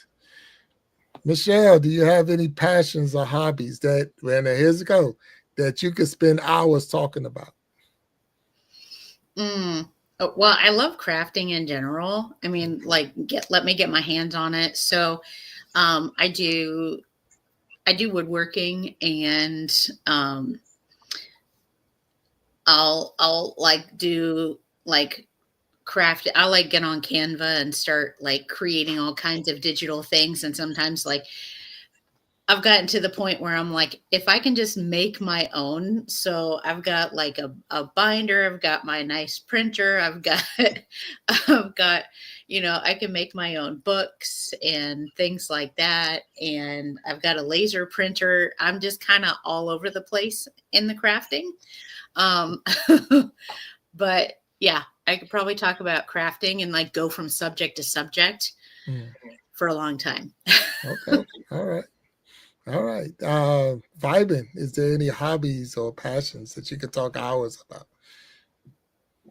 Well, I think my channel speaks to it.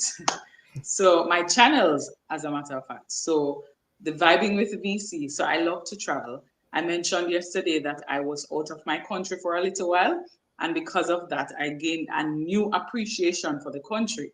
So I just love to travel Jamaica and to just show people about Jamaica and the little spots that you can go and just the little things that you can do to experience the culture.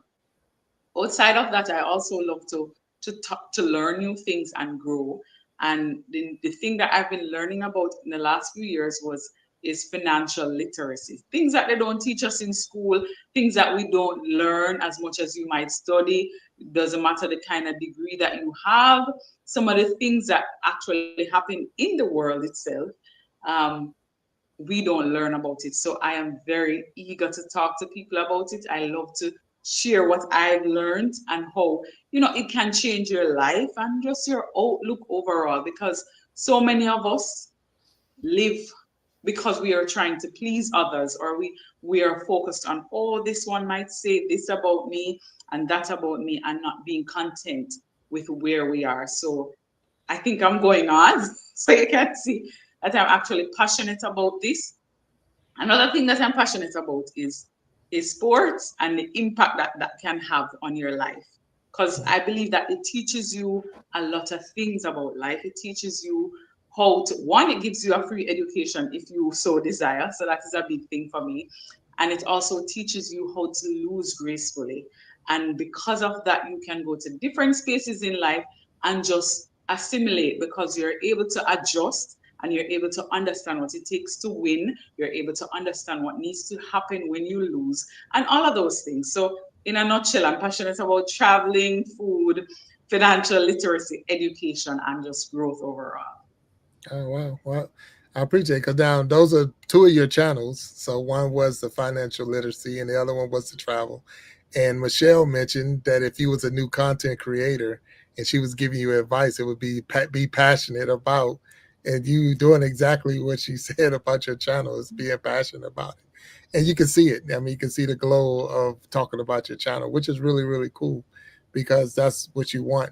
Sometimes we look at I'm here to be monetized. I'm here to make money. I'm here, but it's like not to say like again. I'll mention this 1,000 times.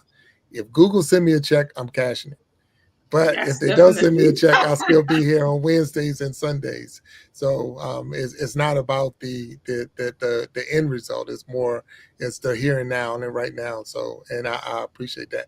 Now I know Vibin made a comment that sports can get you a free education. It can if you're good. Don't just think because I play kickball that you go into college for free. It doesn't work like that. So it doesn't. So in my last episode, we had some conversations and we talked about the percentage of people that was going that can go to school and even go to the next level. And it's those numbers are from high school to college. Any level is the numbers are crazy, but at the same time, you're talking in the thousands and thousands of kids that might be in high school, but you're looking at a very limited number of people that get to the college level. So, Mary, I wonder, let me see, is there any crafts or hobbies that you're passionate about? Well, I mean, I'm like Michelle, probably just hands and everything. I do a lot of crochet. I really enjoy doing the crochet blankets that have sayings on them and so forth, and look like a cross stitch pattern, but they're really a crochet pattern. And when we started our channel, we started it because we wanted to show off our crochet, and that's this is my mom's channel. I just do it for the connection, and it was the connection that I found I needed so much back in 23 when my aunt was originally diagnosed with cancer. And I said to my mom, listen, if this channel gets monetized, you get just do whatever you need to do with the check that comes from Google. I need the connection. And that's what we did. I didn't think we were going to get monetized. We just got to 1,500 this weekend. And I just thought we'll never get there. But if we get there, Mom, take it. I don't need it. I don't want it. Um, do whatever you need to with it. I just need the connection. So that was one thing that for me, I'm very passionate about getting the connection. And our community, as I said the last time I was on your show, when my aunt wanted to come up here for her last time with us in her last hug, I said, you know, she was going through cancer treatment. She didn't have the funds to do it. We didn't have the funds to do it. And my YouTube community came together to make the trip happen. And this is a picture of my aunt on top of a horse. She went on a ride with my daughter and went riding on that horse, came up here for this week. I was able to give her that last hug because of the YouTube community and the connection. Mm. And so I'm very passionate about people realizing they do not need to suffer in silence. They do not need to be alone. They can have friends. They can have connections, because on my days where I cannot go out, the community that I've built, the people and the channels I found, the friendships I found, that's how I get through. And Mm. this whole week, they've been reaching out to me saying, are you eating? Are you drinking? Are you sleeping? Are you, you know, how are you doing? If you need to talk, we're here for you. If you need to just get on the phone and cry, we're here for you. And I can't tell you, in the mix of this grief, even though I have my family surrounding me, I know I have a bunch of people behind me right there. And it has just meant, it has helped in a way that I've never experienced before. And it can Right. be so powerful when you're going through whatever you're going through in life. So I'm very passionate about connection. It is why we say we are crocheting connection, no crochet hook required. Because I know people come to our channel and they think this is all about crochet, but it's not. And we also do devotions. We pre-record them, because it's another passion of mine, is doing those devotions and telling people about Christ that want to hear them. And so, you know, go to channels, visit them.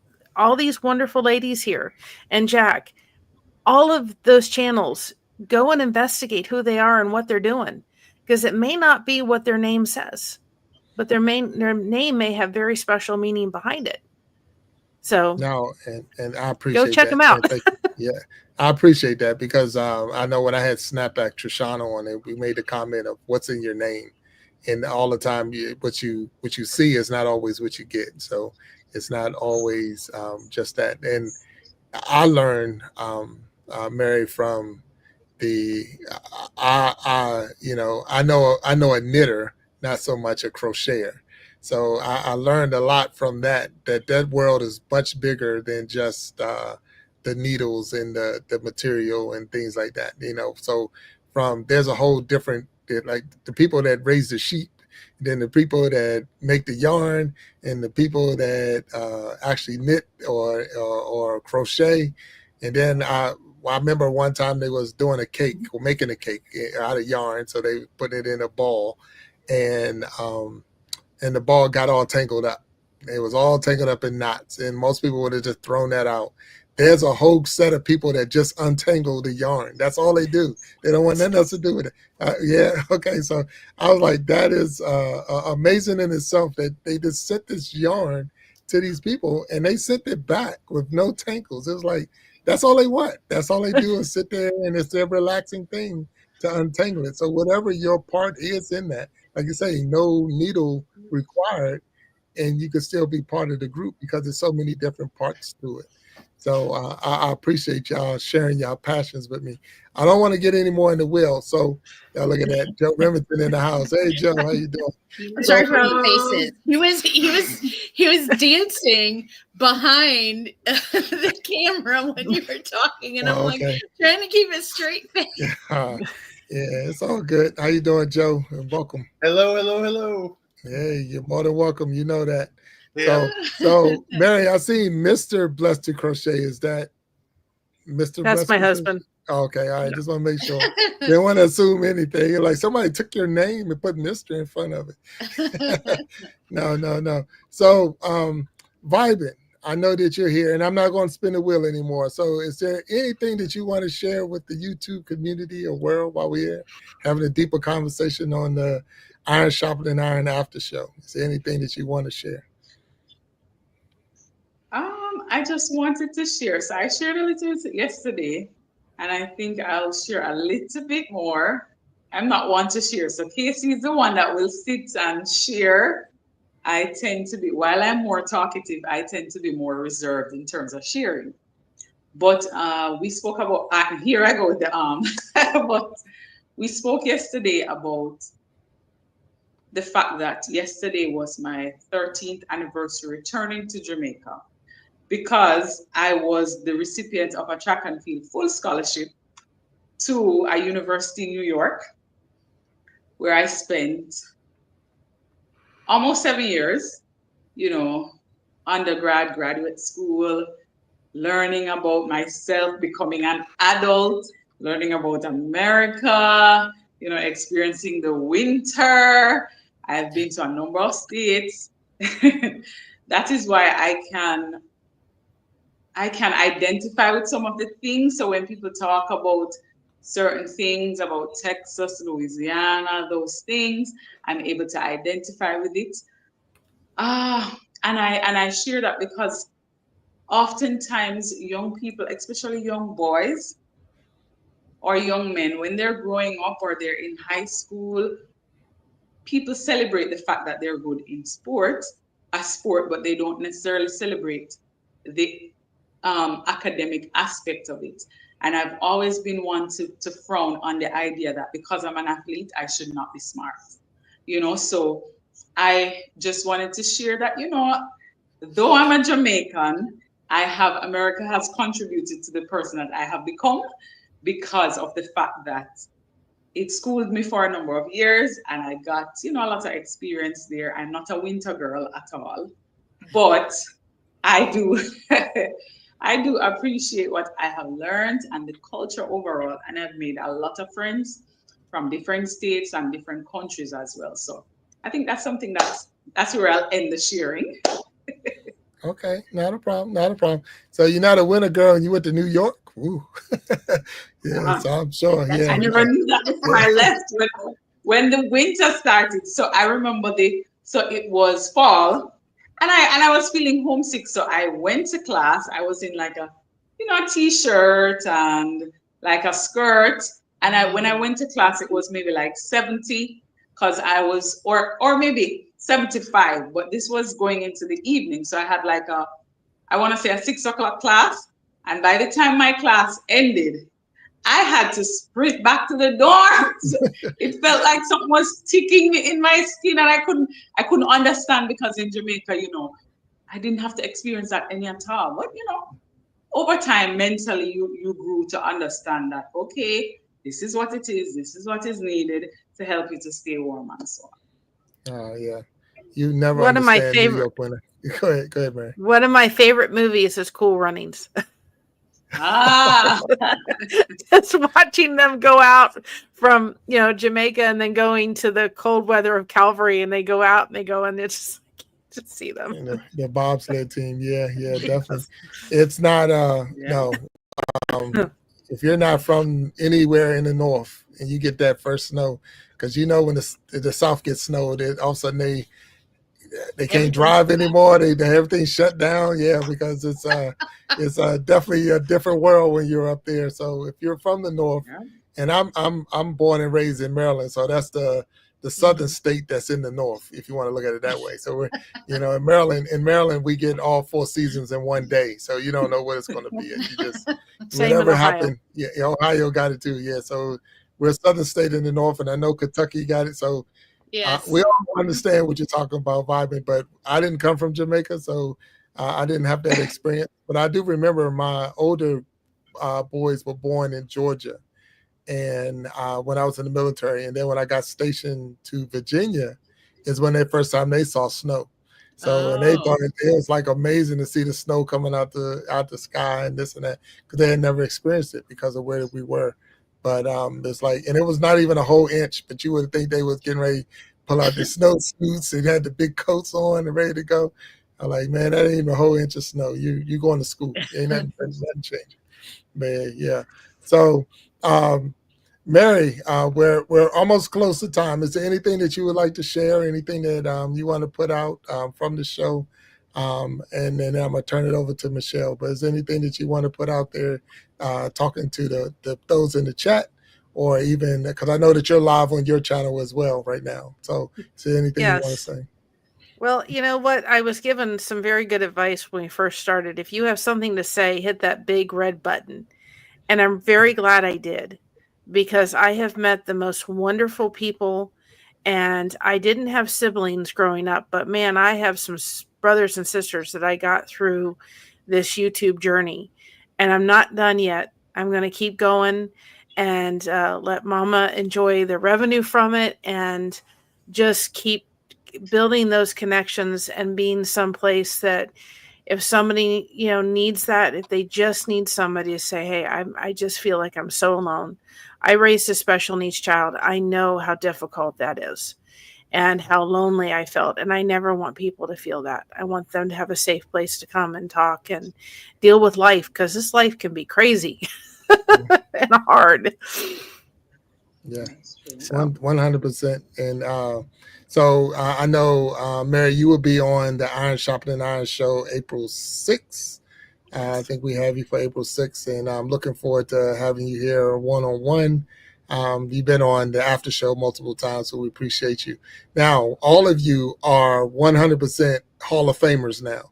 So anytime you want to come on after the after show, you're more than welcome to come on the after show. You just say, hey, drop me the link, and you're in, because you're Hall of Famers, 100%. I don't have no jackets to give you. And one day we're going to make sure everybody get a shirt, but that's coming. So it's trying to get my shirt creator to, they're a little nervous too. They don't want to make a mistake and all that. So I understand. So we're going to let them get there when they're ready. But when they're ready, they're going out. Shirts are going out. Shirts are going out.